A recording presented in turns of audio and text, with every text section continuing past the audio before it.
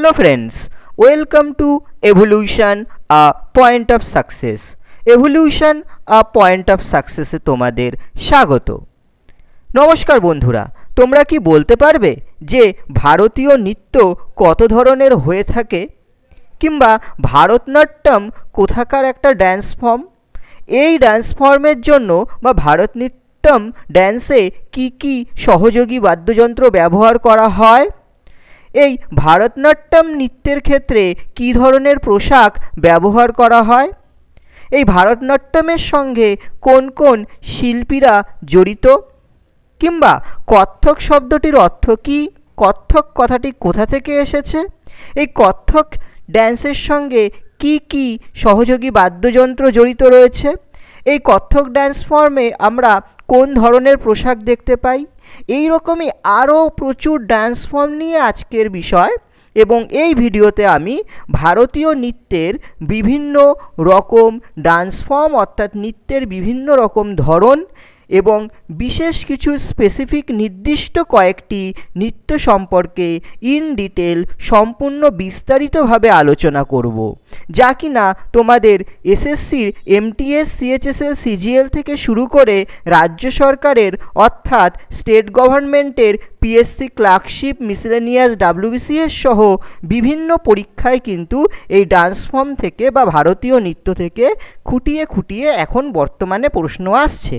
তো তাহলে যদি আমরা এই ড্যান্স ফর্মগুলো খুব সুন্দরভাবে গুছিয়ে তোমাদের সামনে আমি উপস্থাপন করতে পারি, প্রেজেন্ট করতে পারি, তাহলে কিন্তু তোমরা গল্পের মতন যদি একবার বিষয়টা শুনে নাও, তাহলে দেখতে পারবে পরীক্ষায় কিন্তু খুব ইজিলি তোমরা বেশ কিছু আনসার করে আসতে পারবে, যেগুলো অনেক সময়ই বেখেয়ালে থাকার জন্য আমরা কিন্তু স্কিপ করে যাই এবং তার উত্তর যথাযথ করতে পারি না।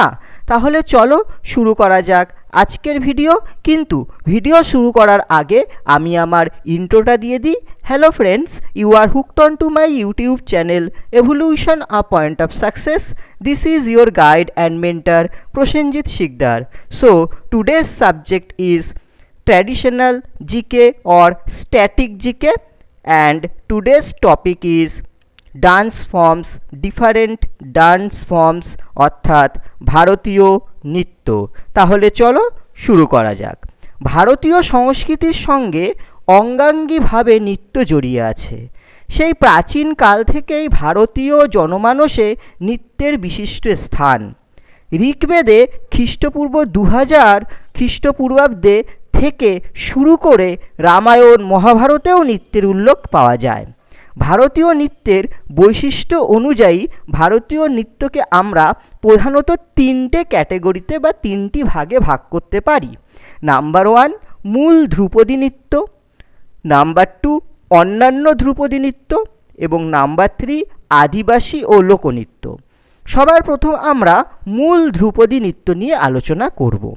মূল ধ্রুপদী নৃত্যের মধ্যেই প্রথমে চলে আসছে ভারতনাট্যম। এর উৎপত্তি চলো জেনে নেওয়া যাক। দক্ষিণ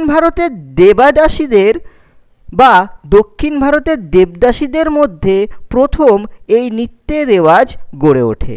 মন্দিরে নিত্য পূজার সময় বা বিশেষ পূজা অনুষ্ঠানে দেবদাসীরা এই নাচের মাধ্যমে দেবতার কাছে নিজেদের নিবেদন করতেন।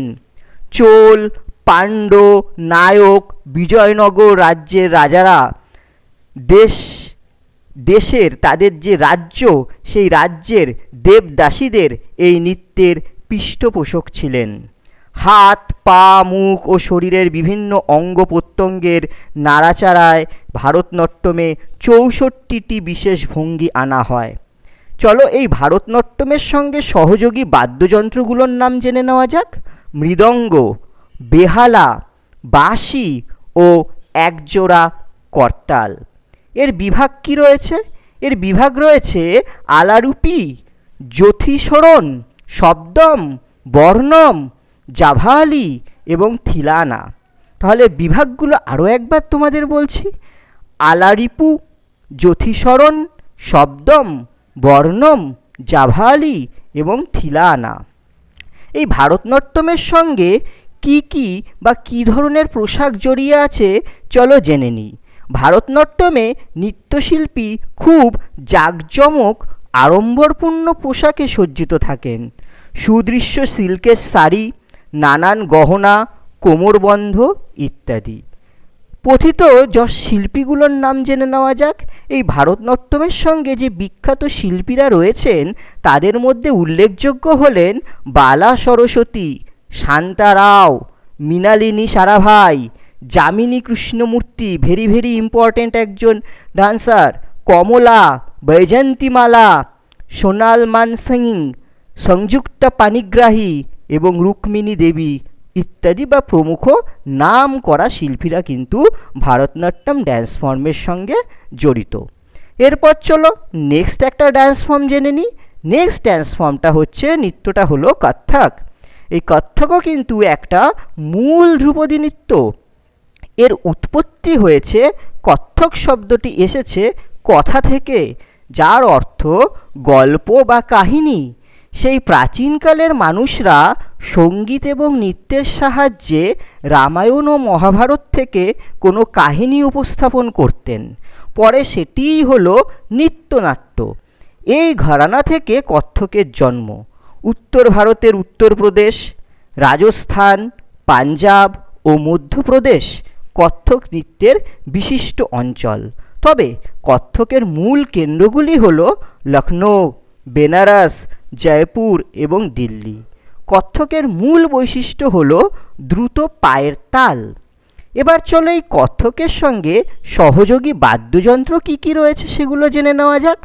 কত্থক নৃত্যে নৃত্যশিল্পীর সহযোগী বাদ্যযন্ত্র হিসেবে থাকে একজোড়া তবলা এবং সারেঙ্গি। এটির বিভাগ সম্পর্কে চলো জেনে নেওয়া যাক। কী কী ধরনের কত্থকের টাইপস রয়েছে বা এর শ্রেণীবিভাগ কী কী রয়েছে। টটকর, পলতাস, থোরাস, আমদ, পরান ইত্যাদি। চলো এই কত্থকের সঙ্গে কী ধরনের পোশাক ব্যবহার করা হয় বা কত্থক নৃত্যের সময় শিল্পীরা কী ধরনের পোশাক পরে থাকেন সেগুলো জেনে নেওয়া যাক।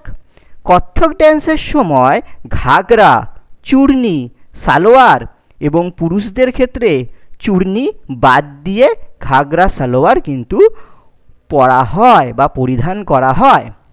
চলো এবার এই কত্থকের সঙ্গে জড়িত কিছু বিখ্যাত শিল্পীদের নাম জেনে নিই। সিতারা দেবী, বিরজু মহারাজ, গোপীকৃষ্ণন, বিন্দ দিন মহারাজ, কালকাদিন, আচন মহারাজ এবং উমা শর্মা প্রমুখ শিল্পীরা কিন্তু উল্লেখযোগ্য। এরপর নেক্সট একটা ডান্স ফর্মে চলে আসি, কথাকলি। কথাকলিও কিন্তু একটা মূল ধ্রুপদী নৃত্যের মধ্যে অন্যতম। কথাকলির উৎপত্তি কেরালার অত্যন্ত জনপ্রিয় একটি নৃত্য। এর উৎপত্তি কেরালাতে। কথাকলি কিন্তু একক নৃত্য নয়, এটি নৃত্যনাট্য। এর একটি বিশেষ রূপ। গান, কবিতা, মুখাভিনয় এবং নাটক সব মিলিয়ে কথাকলি। কথাকলির কোনো অনুষ্ঠানে প্রায় সারা রাত ধরে কথাকলি নৃত্য পরিবেশিত হয়। সাধারণত রামায়ণ, মহাভারত এবং হিন্দি কোনো প্রাচীন কাহিনী থেকে কথাকলির কাহিনী নির্বাচন করা হয়। এই কথাকলির সঙ্গে সহযোগী বাদ্যযন্ত্র কী কী রয়েছে চলো জেনে নিই। বাদ্যযন্ত্রের মধ্যে থাকে ড্রাম, করতাল প্রভৃতি। সেই সঙ্গে কয়েকজন কণ্ঠশিল্পীও অংশ নেন। নৃত্যশিল্পীরা কাহিনীর চরিত্রগুলির সঙ্গে সাযুজ্যপূর্ণ মুখোশ ব্যবহার করেন। চলো এই কথাকলির সঙ্গে কোন কোন বিখ্যাত বা প্রখ্যাত শিল্পীগুলো রয়েছে তাদের নাম জেনে নেওয়া যাক। গুরু কৃষ্ণকুট্টি, কনক গেলে এবং রাঘবন প্রমুখ শিল্পীরা কিন্তু উল্লেখযোগ্য এই কথাকলি ডান্স ফর্মের সঙ্গে। নেক্সট পরবর্তী একটি মূল ধ্রুপদী নৃত্যে চলে আসা যাক। এর পরের মূল ধ্রুপদী আরেকটা নৃত্য রয়েছে, সেটি হলো মণিপুরী, যার উৎপত্তি উত্তর পূর্ব ভারতের ছোট্ট রাজ্য মণিপুরের অত্যন্ত জনপ্রিয় আন্তর্জাতিক মানের নৃত্য। মণিপুরী মূলত ঈশ্বর আরাধনার নাচ। প্রথম দিকে এই নৃত্যের মূল দুই চরিত্র ছিল শিব ও দুর্গা, কিন্তু বর্তমানে কৃষ্ণ ও রাধাকেও আধুনিক মণিপুরী নৃত্যের চরিত্র হিসেবে বেছে নেওয়া হয়েছে। চলো এই মণিপুরী নৃত্যের বিশেষ কিছু বৈশিষ্ট্য বা ফিচার্স সম্পর্কে জেনে নেওয়া যাক। নাম্বার 1, প্রথমত হাত, মাথা ও পায়ের সামঞ্জস্যপূর্ণ ব্যবহার। নাম্বার 2, সবসময় নারী পুরুষ দুটি চরিত্রে অংশ নেন। মণিপুরী নৃত্যের সঙ্গে সহযোগী বাদ্যযন্ত্রগুলি হল খোল, মন্দিরা ও বাঁশি। তবে বর্তমানে অন্যান্য কিছু বাদ্যযন্ত্রও ব্যবহৃত হচ্ছে। পোশাকের চলো আইডিয়াতে আমরা চলে আসি। এই মণিপুরী নৃত্যে কী ধরনের পোশাক ব্যবহার করা হয়? মণিপুরী নৃত্যশিল্পীরা ছোট ছোট আয়না বসানো পোশাক পরেন। একে বলে কামিল।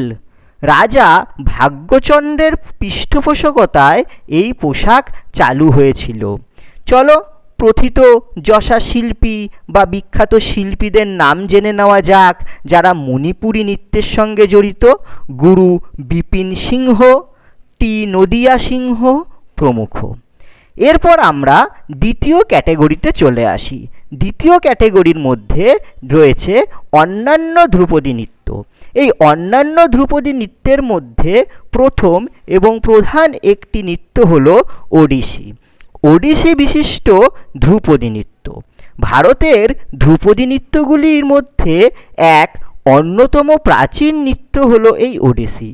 ওড়িশির মূল নীতি বিভিন্ন বিভাগের শারীরিক বিক্ষেপ এই নৃত্যের একটা বিশেষ বৈশিষ্ট্য। চলো এই ওড়িশি নৃত্যের যে পোশাক, সেই পোশাক সম্পর্কে আমরা একটু জেনে নিই। ওড়িশি নৃত্যশিল্পীর পোশাক হলো উজ্জ্বল রঙের শাড়ি, আঁটোসাঁটো ব্লাউজ। এর সঙ্গে এই ওড়িশি নৃত্যের সঙ্গে সহযোগী বাদ্যযন্ত্রগুলি হলো ড্রাম, করতাল, বাঁশি ও একটি তার যন্ত্র। এর বিভাগ, ওড়িশি নৃত্যের বিভিন্ন বিভাগ রয়েছে। তার মধ্যে প্রধানত হল বটু পল্লবী, অষ্টপদী, ভূমি প্রণাম ইত্যাদি। এরপর আরও একটি দ্বিতীয় ধরনের অর্থাৎ অন্যান্য ধ্রুপদী নৃত্যের মধ্যে আরও একটি নৃত্য সম্পর্কে জেনে নিই। সেটি হল কুচিপুড়ি। অন্ধ্রপ্রদেশের জনপ্রিয় নৃত্যনাট্য হল কুচিপুড়ি। অন্ধ্রপ্রদেশের একটি গ্রাম কুচিপুড়িতে এই নৃত্যের সূচনা হয় বলে এর নাম কুচিপুড়ি নৃত্য। ভারতনাট্যমের সঙ্গে এর অনেক মিল রয়েছে, তবে এতে ভারতনাট্যম অপেক্ষা আরও দ্রুত লয় বজায় রাখতে হয়। এরপর নেক্সট নৃত্য সম্পর্কে জেনে নিই, মোহিনীআট্টম। মোহিনীআট্টম কেরালার বিশিষ্ট ধ্রুপদী একক নৃত্য। মোহিনী শব্দের অর্থ হল মায়াবী নারী, যে পুরুষের হৃদয় পর্যন্ত চুরি করতে পারে। ভারতনাট্যমের সঙ্গে অনেকটা মিল রয়েছে। এটি বিশেষভাবে একক নৃত্য। খ্রিস্টীয় ষোড়শ শতাব্দীতে মহামঙ্গলম নারায়ণ নাম্বুদিরি রচিত ব্যবহারমালায় প্রথম মোহিনীআট্টমের উল্লেখ পাওয়া যায়। With that, this is Prosenjit Sikdar signing out from Evolution, a point of success. Till we meet next, keep watching, keep studying and keep sharing. Don't forget to subscribe, like and comment. Bye. Take care.